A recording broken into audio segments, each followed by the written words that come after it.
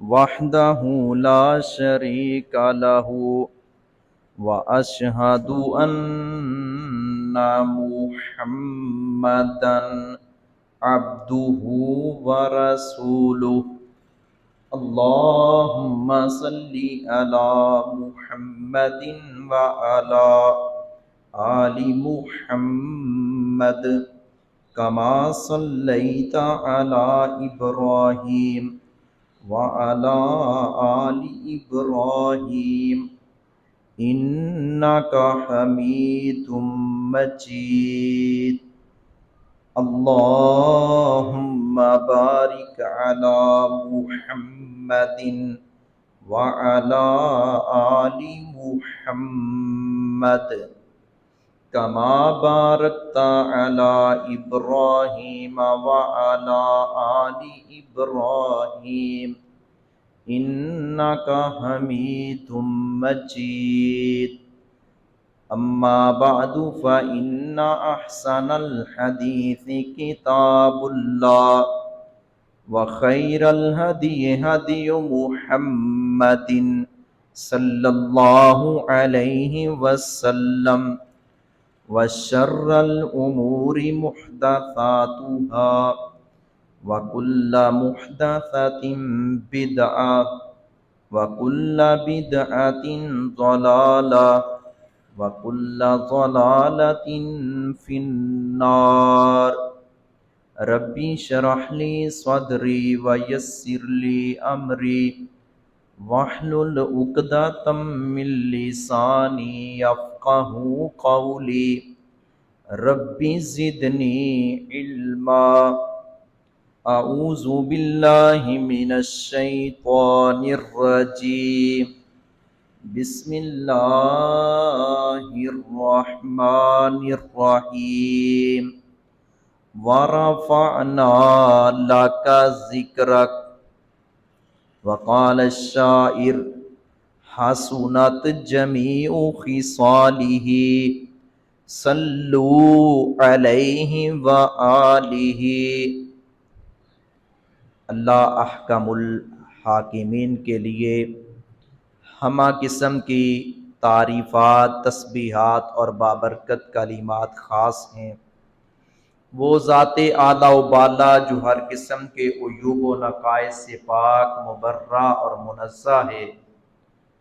درود و سلام ہوں میرے اور آپ کے محبوب اور غمخوار پیغمبر، رہبر کامل، رہبر شریعت، تاجدار حرمین، خاتم النبیین، امام اعظم حضرت محمد مصطفیٰ صلی اللہ علیہ وآلہ وسلم کی ذات گرامی پر، جن سے محبت ہمارا ایمان ہے اور اسی کی بنیاد پر ہم کامیابی حاصل کر سکتے ہیں۔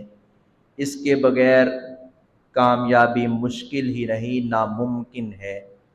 حضرات گرامی، رسول اکرم صلی اللہ علیہ وآلہ وسلم آپ کا اللہ رب العزت نے قرآن کریم میں جگہ جگہ شان بیان فرمائی ہے، آپ کی عظمت کو اجاگر کیا ہے، اور انبیاء کرام سے عہد لیا گیا میدان ارواح میں کہ رسول اکرم صلی اللہ علیہ وسلم تم سب کے سرتاج ہوں گے، تم سب کے رئیس اور تم سب کے بڑے ہوں گے۔ جب وہ بڑے آ جائیں گے پھر تمہاری نبوت نہیں چلے گی، پھر تمہاری رسالت نہیں چلے گی، اس تاجدار مدینہ کا پیروکار بننا ہوگا۔ وَرَفَعْنَا لَكَ ذِكْرَكَ، اور ہم نے آپ کے ذکر کو بلند کر دیا ہے۔ کتنا بلند کیا ہے کہ جہاں اللہ رب العزت کی خدائی کا تذکرہ ہوتا ہے، اس کے وحدانیت کے ڈنکے بجتے ہیں، وہاں ساتھ ہی پیغمبر آخر الزماں کی شان رسالت اور آپ کی ختم نبوت اور آپ کی سنت اور حدیث کا بھی چرچا ہوتا ہے۔ اس کی کئی مثالیں ہیں۔ عبادات میں نبی کریم صلی اللہ علیہ وسلم کا تذکرہ، آپ صلی اللہ علیہ وسلم سے محبت، اس کا تذکرہ، آپ سے بنیادی جو چیز ہے اطاعت، آپ کی فرمانبرداری، اس کا تذکرہ، جس کے بغیر کامیابی ناممکن ہے۔ یہاں تک ہے کہ حدیث قدسی میں ہے، عرش والے رب عظیم نے فرمایا کہ پیارے نبی، جہاں میں رب العالمین کی خدائی کا تذکرہ ہوگا، وہاں ساتھ آپ کی مصطفائی کا بھی تذکرہ ہوگا۔ شان مصطفیٰ صلی اللہ علیہ وسلم، یہ شان وہ ہے کہ لکھنے والوں نے لکھا، پڑھنے والوں نے پڑھا، نعت خوانوں نے نعتیں پڑھی، پڑھ رہے ہیں، پڑھتے رہیں گے، لکھا گیا، لکھ رہے ہیں، لکھتے رہیں گے، تقریر کی شکل میں، تحریر کی شکل میں، اور تصنیف کی شکل میں، اور اقوال و اشعار کی شکل میں۔ آپ سے محبت کا اظہار بڑوں نے کیا، صرف اپنوں نے ہی نہیں کیا، بلکہ بیگانوں نے بھی آپ سے محبت کا اظہار کیا ہے، اور آپ کو خراج تحسین پیش کیا ہے۔ جو آپ کے خون کے پیاسے تھے، انہوں نے بھی آپ کے بارے میں کہا، یہ صادق بھی ہیں، یہ امین بھی ہیں، اس جیسا سوہنا بھی کوئی نہیں، اس جیسا باکردار بھی کوئی نہیں۔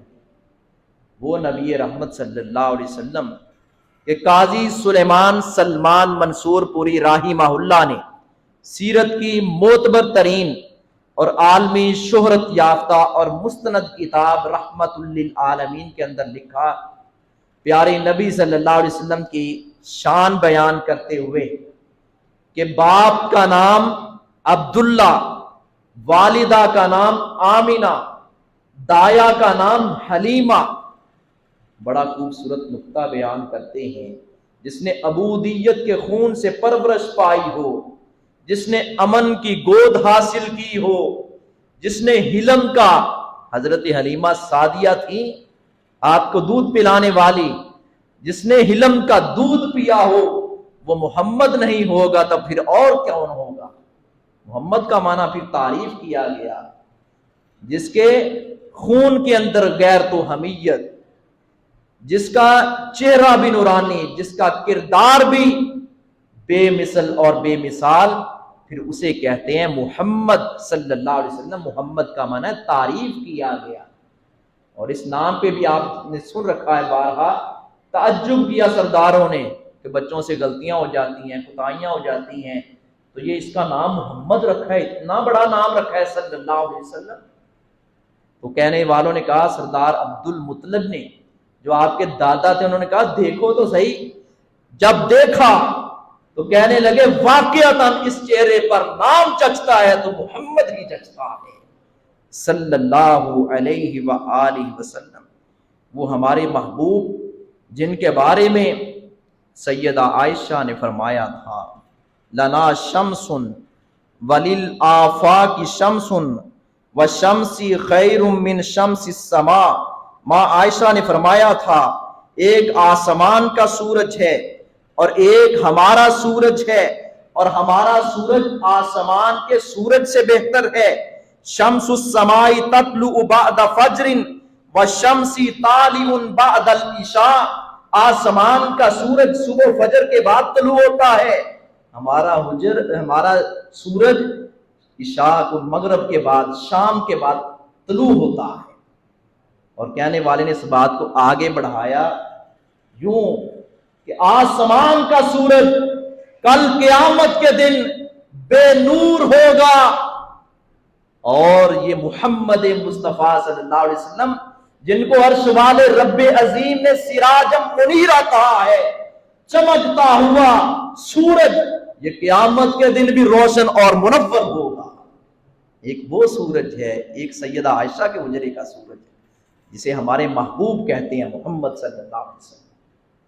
آپ کی شان کا ہم حق ادا نہیں کر سکتے، آپ کی شان کا حق ہم ادا نہیں کر سکتے، تو جس رب نے اس کو بنایا اس کی شان کا حق تو کوئی بھی ادا نہیں کر سکتا۔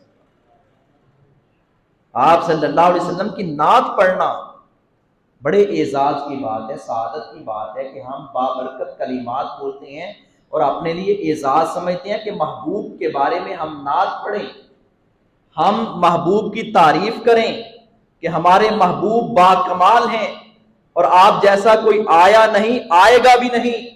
ما ذات الدہور وما اتینا بمثلہ وَلَقَدْ أَتَا فَعَجِزْنَا عَن نُّظَرَائِهِ، صدیاں بیت گئیں، زمانے گزر گئے، محمد مصطفیٰ جیسا کوئی آیا نہیں، اور آئے کیسے؟ قیامت آ سکتی ہے، آپ جیسا کوئی آ سکتا ہی نہیں ہے۔ یہ ہیں ہمارے محبوب کہ جن کے بارے میں کہنے والے نے کہا زندگیاں بیت گئیں اور قلم ٹوٹ گئے پر تیرے اوصاف کا ایک باب بھی پورا نہ ہوا۔ وہ محبوب ہیں صلی اللہ علیہ وسلم کہ نبی کریم صلی اللہ علیہ وسلم کو اللہ نے کس قدر خوبصورت بنایا۔ آپ نے فرمایا کہ حضرت یوسف علیہ السلام کے بارے میں، حضرت یوسف علیہ السلام کا حسن بڑا ہے، آپ نے سن رکھا ہے کہ مصر کی عورتوں نے پھل کاٹنے کی بجائے اپنے ہاتھوں کی انگلیوں پر چھری چلا دی۔ اگر وہ محمد مصطفیٰ کو دیکھ لیتی صلی اللہ علیہ وسلم، جیسے ہمارے خطیبانہ انداز میں کہہ دیتے ہیں کہ وہ تو پھر اپنے گلے کاٹ لیتی ہیں ایسے کہ رہا ہی نہ جاتا کہ اتنی اعلیٰ شخصیت، اتنے خوبصورت، چلتے ہیں، بولتے ہیں، خاموش ہوتے ہیں، جس صورت میں بھی وہ اعلیٰ نظر آتے ہیں۔ نبی صلی اللہ علیہ وسلم نے فرمایا وَإِذَا هُوَ قَدْ أُوتِيَ شَطْرَ الْحُسْنِ، حضرت یوسف نبی کو آپ نے معراج کی رات آپ نے فرمایا کہ حضرت یوسف علیہ السلام کو اللہ نے آدھا حسن دیا ہے۔ ہمارے خطیب ایک رنگ بھرتے ہیں، وہ پتہ نہیں بات کس قدر کسی کتاب میں ہے یا نہیں، کہ صحابہ کرام نے پوچھا آدھا حسن تو وہ اللہ کے رسول حضرت یوسف علیہ السلام کو مل گیا، تو باقی آپ کو کتنا ملا؟ آپ نے فرمایا کہ حسن یوسف بھی اور پوری کائنات کا حسن بھی مل کر حسن محمد کا مقابلہ نہیں کر سکتا صلی اللہ علیہ وسلم، اتنے اعلیٰ ہیں۔ یہ شان آپ بھی بیان کرتے ہیں، میں بھی کرتا ہوں، بریلوی بھی بیان کرتے ہیں، دیوبندی بھی بیان کرتے ہیں، اہل حدیث بھی بیان کرتے ہیں، اہل تشیع بھی بیان کرتے ہیں، سارے بیان کرتے ہیں۔ کیا صرف آپ کا شان بیان کرنے سے جنت مل جائے گی؟ نہیں، صرف شان بیان کرنے سے نہیں، شان بیان کرنا ہمارے ایمان کا حصہ ہے، انکار نہیں، لیکن شان بیان کرنے کے ساتھ ساتھ ہمیں آپ کی اطاعت اور فرمانبرداری بھی کرنی ہوگی۔ اگر ہم آپ کی اطاعت اور فرمانبرداری نہیں کریں گے تو اس شان بیان کرنے کا بھی اللہ کے ہاں کوئی مول نہیں پائے گا۔ اللہ رب العزت نے شرط لگا دی ہے، میرے رسول کی اطاعت کرو گے تو کامیابی ملے گی۔ اب ہم غور کریں کہ نبی کریم صلی اللہ علیہ وسلم کی ہم اطاعت کرتے ہیں۔ آپ نے آخری وقت، زندگی کے آخری لمحات میں نماز کا حکم دیا، لوگوں نماز نماز نماز۔ بیماری کی ایام میں آپ کو شدید ترین بخار، پیارے نبی نے فرمایا جتنا تم میں سے 2 لوگوں کو بخار ہوتا ہے، میں محمد اکیلے کو اتنا بخار ہے صلی اللہ علیہ وسلم۔ اس قدر پریشانی، غم سے نڈھال اور جسم بیماری میں چکنا چور، مصطفیٰ فرما رہے ہیں لوگوں نماز نماز نماز، اپنے غلاموں کا خیال کرنا۔ یہی حجۃ الوداع کے موقع پر آپ نے فرمایا تھا امتی نماز پڑھ کے راضی نہیں، امتی ہم امتی ہیں نا، ہم امتی ہیں اور ہم کہتے ہیں وہ ہمارے نبی، ہم ان کے امتی۔ مزہ تو یہ ہے نا کہ پیارے نبی بھی کل قیامت کے دن اپنے حوض پر فرمائیں یہ میرے امتی ہیں، یہ میرے امتی ہیں، آپ دور سے پہچانیں۔ اگر پیارے نبی نے کہہ دیا سوکن دور ہو جاؤ، جیسے روایت میں آتا ہے، خود پیارے نبی نے فرمایا لمن غیر بعدی، تم وہ تھے جو دین میں من مانی کرتے تھے، دین کو بدل دیتے تھے، جیسے چاہتا تھا کر لیتے تھے، آگے پیچھے کر لیتے تھے، کمی بیشی کر لیتے تھے، دور ہو جاؤ، پھر تو بات نہیں بنے گی۔ اگر محبوب محبت کرے اور محب محبت نہ کرے تو اس محبت کا کوئی فائدہ نہیں، یا محب تو محبت کا دعویٰ کرے، آگے سے محبوب کے معیار پر پورا نہ اترے، بات نہیں بنے گی۔ محبت جانبین کی طرف سے ہوتی ہے، محبوب بھی محبت کرے، محب بھی محبت کرے، تب بات بنے گی۔ مزہ یہ پیارے نبی بھی فرمائیں کل قیامت کے دن یہ میرے امتی ہیں۔ اس کے لیے ہمیں کیا کرنا ہوگا وہ ہم سب کو پتہ ہے، کس کو نہیں پتا؟ سود ہم نہیں چھوڑتے، رشوت ہم نہیں چھوڑتے، جوا ہم نہیں چھوڑتے، بدتمیزی، بد زبانی، بد اخلاقی، اور یہ کس قدر ہم نے شاعر اسلام کو خود پامال کر رہے ہیں، اور کیک کے اوپر محمد صلی اللہ علیہ وسلم لکھ کر اس کو ہم چھری سے کاٹ رہے ہوتے ہیں۔ یہ تھوڑا سا غور کریں کہ نبی صلی اللہ علیہ وسلم کا نام ہم نے خود لکھا اوپر، چھری کے ساتھ سے کاٹا۔ یار وہ بھی تو کارٹون بناتے ہیں نا، تو اوپر کچھ لکھتے ہیں، تو ایسے پھر اس کو توہین کرتے ہیں، تو ہم شور مچاتے ہیں، ہم کہتے ہیں تم نے توہین کیا نبی صلی اللہ علیہ وسلم کی۔ میں یہ نہیں کہتا کہ کسی کو محبت نہیں، محبت سبھی کو ہے، لیکن ہم غور کریں کہ ہمیں جو محبت اسلام کو، رسول اللہ صلی اللہ علیہ وسلم کو مطلوب ہے، اس انداز سے ہم محبت کر رہے ہیں کہ نہیں۔ اچھا، اگر جھوٹا سچ مچ نبی صلی اللہ علیہ وسلم کا بھی ہو، یہ تو ایک نقش ہوتا ہے نا، اور اس کے اوپر محمد صلی اللہ علیہ وسلم لکھ دیا جاتا ہے یا کچھ اور لکھ دیا جاتا ہے، یہ تو ایک نقش ہے، اس کے اوپر لکھ دیا جاتا ہے، وہ بھی فرضی طور سے اپنے آپ کو ایسے بنا کے نا جی یہ نقش پاک ہے، یہ نالین پاک ہے۔ نبی صلی اللہ علیہ وسلم کے نالین ساری دنیا کے پاک باز لوگوں کے نالین، اور نالین کیا، اس کے نیچے آنے والی مٹی محبوب کے نالینوں پر قربان۔ نبی صلی اللہ علیہ وسلم فدا کا ابی و امی، فدا کا ابی و امی، اللہ کے رسول میرے ماں باپ آپ پر قربان ہوں۔ اچھا یار سنیں ذرا، غور کریں، بیٹا کہے امی جان مجھے آپ سے بہت محبت ہے، ابا جان بہت محبت ہے، وہ کہے بیٹا یہ پانی کا ایک گلاس دو، اچھا وہ نا چھوٹے نو کہہ دے، بڑے نو کہہ دے، انہوں کہہ دے، یہ محبت ہے؟ مصطفیٰ تو فرمائیں کہ میری سنت سے پیار کرو، ہم سنت سے دور، اور پھر ایک سنت نہیں۔ اچھا جو سنت ہمیں نا آسان لگتی ہے نا، جو بھلی لگتی ہے، اس پہ ہم بڑا زور دیتے ہیں، مثال کے طور پر ہر سنت کو ترجیح دیں۔ پہلی بات، میری بات یاد رکھیں، یہ بھی سنت ہے رسول اللہ صلی اللہ علیہ وسلم، اس کو بھی نظر انداز نہ کریں، لیکن اس سنت کے لیے تو ہم لڑائی کریں اور اس سنت کو ہم گندے نالے میں بہا دیں، یہ کیسا ہمارا سنت سے پیار ہے؟ یہ کیسا ہمارا طرز عمل ہے؟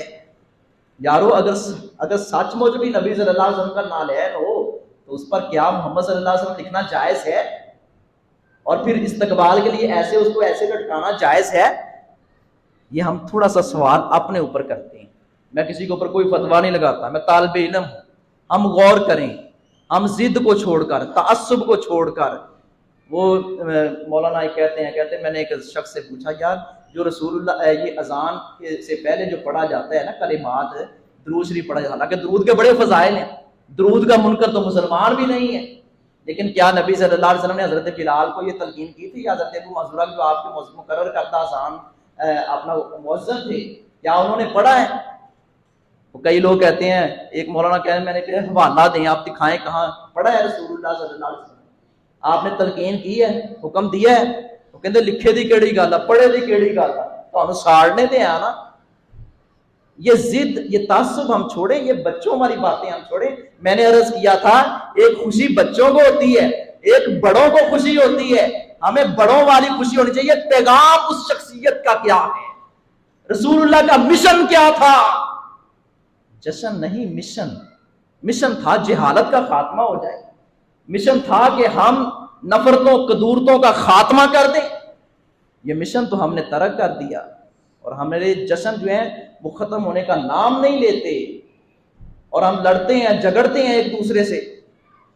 ایسا نہ کریں۔ نبی صلی اللہ علیہ وسلم آپ تو وہ ہیں، نبی صلی اللہ علیہ وسلم تو وہ ہیں کہ راہ میں کانٹے جس نے بچھائے، گالی دی پتھر برسائے، اس پہ بھی چھڑکی پیار کی شبنم صلی اللہ علیہ وسلم۔ یہ میرے محبوب ہیں۔ نعت کو سارے پڑھتے ہیں، کوئی بھی انکار نہیں کرتا، نعت کو غیر مسلموں نے بھی پڑھی۔ مائیکل ہارٹ، مشہور عیسائی رائٹر، کرسچین رائٹر، اس نے 100 بڑی شخصیات کا اپنی کتاب میں تذکرہ کیا۔ اس نے سب سے پہلے ہمارے نبی کا تذکرہ کیا، محمد مصطفیٰ صلی اللہ علیہ وسلم۔ عیسائیوں نے اسے سوال کیا تو عیسائی ہو کر تو نے عیسیٰ علیہ السلام کا پہلے تذکرہ کیوں نہیں کیا؟ تو نے مسلمانوں کے نبی محمد صلی اللہ علیہ وسلم کا تذکرہ کیا؟ اس نے کہا کہ میں نے ساری شخصیات جن کا میں نے مطالعہ کیا اور جمع کیا اس کتاب میں، اور سب سے پہلے میں نے محمد صلی اللہ علیہ وسلم کا لکھا ہے۔ ان سب سے بڑھ کر، پوری دنیا سے بڑھ کر اگر کوئی ہے تو وہ محمد ہے صلی اللہ علیہ وسلم۔ یہ عیسائی گواہی دے رہے ہیں، انکار تو مسلمان کرتے نہیں، عیسائی بھی یہاں مان رہے ہیں، لیکن انہوں نے مشن کو ترک کر دیا، وہ اسلام کے سرکل میں داخل نہ ہوئے۔ ہم اب ظاہر تو اسلام کے سرکل میں ہیں، لیکن اگر ہماری حرکتیں بھی ان جیسی رہی تو پھر ہمارے کلمہ پڑھنے کا کیا فائدہ ہے؟ پھر تو یہی ہے نا، وہ کہنے والے نے کہا تھا پھر وہ بھی پوجتے ہیں، ہم بھی پوجتے، ہم وہ اپنا بتوں کو پوجتے تھے، ہم قبر کی ڈیری کو پوجتے ہیں، وہ رام رام کرتے تھے، اور ہم کیا کچھ کرتے ہیں۔ نبی کریم صلی اللہ علیہ وسلم جو مشن لے کر آئے تھے، آپ جہالت کا خاتمہ کرنے کے لیے آئے تھے، آپ کو یہ دنیا کی رنگینیاں پسند نہ تھیں۔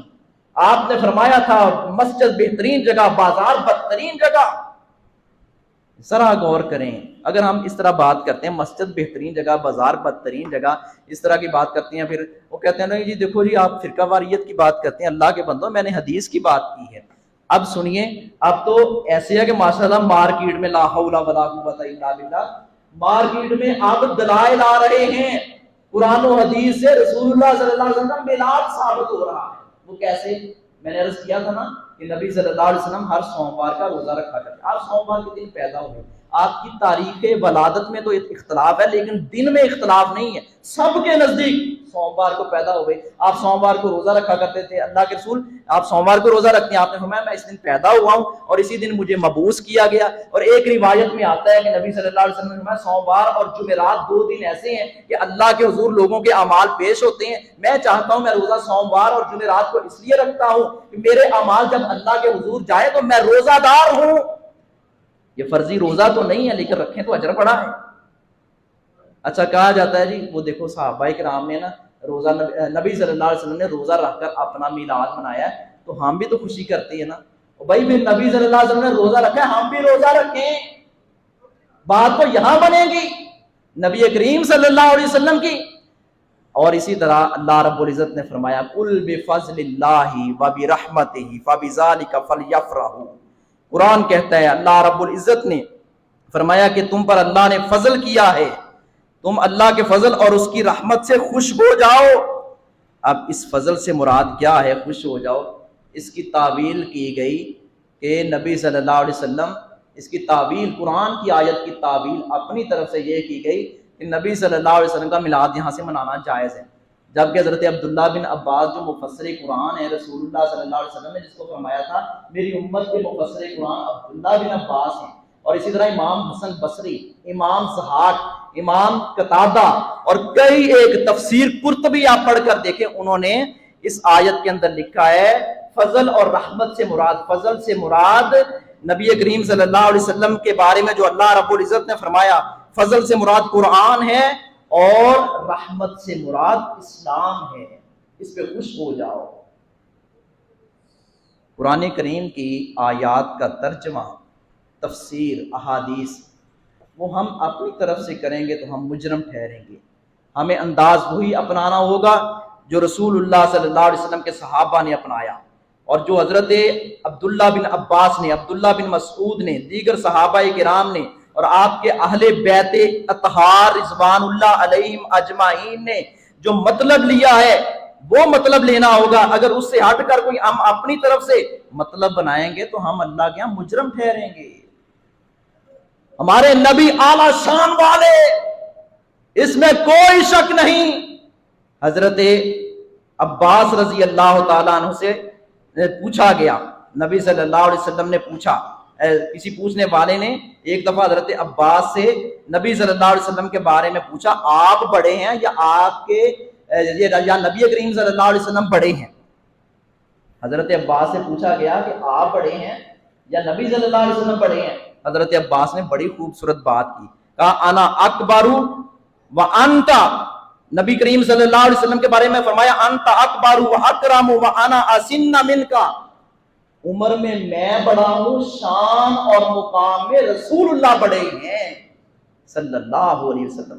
یا صاحب الجمال و یا سید البشر من وجهك المنیر لقد نفر القمر لا يمكن السماء کما کان حقه بعد از خدا بزرگ تو ہوئی قصہ مختصر، جن کے بارے میں حضرت حسان بن ثابت رضی اللہ تعالیٰ عنہ جو نبی کریم صلی اللہ علیہ وسلم کی نعت پڑھتے تھے اور آپ اپنے منبر پر بٹھا کر حضرت حسان سے نعت سنا کرتے تھے، بالخصوص اس وقت جب مشرکین آپ کی توہین و تنقید کرتے تھے، آپ فرماتے تھے حسان میرے منبر پر بیٹھیے اور میری شان میں نعت پڑھیے۔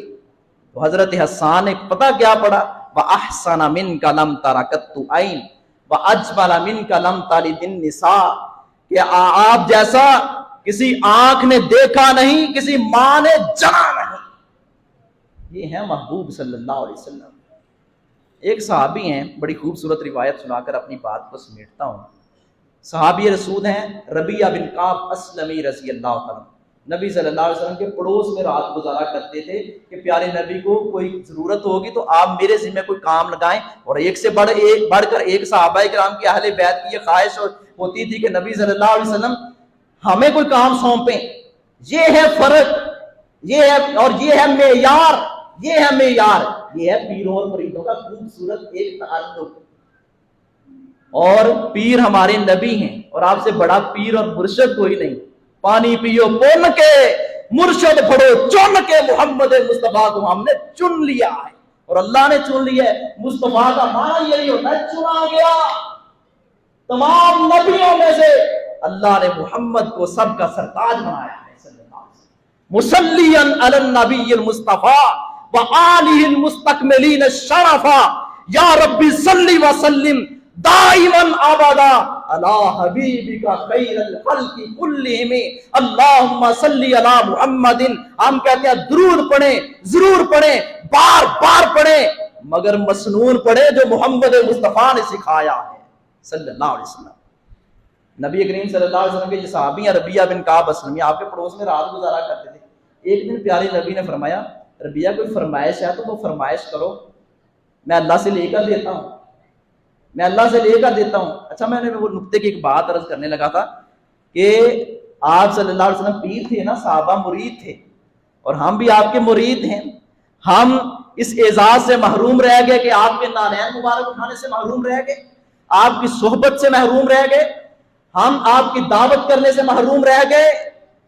ہماری آنکھیں ان آنکھوں کا مقابلہ نہیں کر سکتی جن آنکھوں نے محمد مصطفیٰ کے چہرے کی زیارت کی یا ایمان کی حالت کی۔ نبی کریم صلی اللہ علیہ وسلم نہیں چاہتے تھے میں کسی کو خام خواہ، آپ سوال کرنا پسند نہیں کرتے تھے، لیکن مریدوں کی کوشش ہوتی تھی کہ پیر صاحب ہمارے ذمہ کچھ لگائیں، اور پیر صاحب کی کوشش ہوتی تھی کہ مریدوں کو میں تنگ نہ کروں۔ کیا کمال ہے مصطفیٰ، وما ارسلناک الا رحمۃ للعالمین۔ اچھا، ربیعہ بن کعب کہنے لگے اللہ کے رسول بس میری پھر ایک ہی فرمائش ہے، میں جنت میں آپ کا ساتھ چاہتا ہوں، جنت میں آپ کا ساتھ چاہتا ہوں۔ نبی کریم صلی اللہ علیہ وسلم نے فرمایا ربیعہ کوئی اور بھی فرمائش ہے تو وہ بھی کرو، اللہ کے رسول بس یہی فرمائش ہے۔ پھر آپ نے اس فرمائش کو پورا کرنے کے لیے آپ نے فرمایا پھر ایک کام کرو، زیادہ سے زیادہ سجدے کر کے میں محمد صلی اللہ علیہ وسلم کی مدد کرو، یعنی سجدے کرو گے تو جنت میں میرا ساتھ ملے گا، سجدے کرو گے تو میری شفاعت نصیب ہوگی، سجدے کرو گے تو پھر کیا ہوگا، حوض کوثر پر میرے ہاتھوں سے پانی پیو گے، ایک گھونٹ پی لو گے 50,000 سال تک پیاس نہیں لگے گی۔ یہ معیار دیا ہے رسول اللہ صلی اللہ علیہ وسلم محبت کا۔ ہم کہتے ہیں کہہ لو ہمیں ابلیس، کہہ لو جتنا مرضی کہتے ہیں، سب کی بات نہیں کرتا، بڑے قابل احترام لوگ ہیں۔ ان بھائیوں سے ادب سے گزارش کرتے ہیں لڑنا نہیں چاہیے، جھگڑنا نہیں چاہیے، ہم سارے مسلمان بھائی ہیں۔ ہماری اصل جنگ ہونی چاہیے لبرل قوتوں کے خلاف، سیکولر قوتوں کے خلاف۔ یہ تو ہم اپنے گھر میں بیٹھے ہیں، ہم محبت کی باتیں کر رہے ہیں، سارے مسلمان ہیں، اہل سنہ، ہم سارے آپس میں بھائی ہیں، لیکن اگر کوئی غلطی ہو نا، آئینہ جو ہوتا ہے نا وہ دکھاتا ہے تصویر۔ بھائی مسلمان کو پیارے نبی نے فرمایا مسلمان کے لیے آئینہ ہے، شیشہ ہے، جیسے شیشہ بتاتا ہے یہ عیب ہے، درست کرو، چہرے کے اوپر داغ لگے ہوئے ہیں، بدنما لگے ہوئے ہیں۔ آپ نے فرمایا مسلمان کے لیے آئینہ ہے۔ میں ادب سے عرض کر رہا ہوں آپ کی خدمت عالیہ میں۔ نبی صلی اللہ علیہ وسلم میں زیادہ سے زیادہ سجدے کر کے میں محمد صلی اللہ علیہ وسلم کی معافت کرو۔ اور آپ نے یوں بھی فرمایا من احب سنتی فقد احبنی ومن احبنی کان معی فی الجنہ، جس نے میری سنت کے ساتھ پیار کیا اس نے میں محمد کے ساتھ پیار کیا، جس نے میں محمد کے ساتھ پیار کیا کان معی فی الجنہ، وہ جنت میں میرے ساتھ ہوگا۔ وفادار کہلاتے ہو، وفا کر کے دکھاؤ، کہنے کی وفا اور ہے، کرنے کی وفا اور ہے۔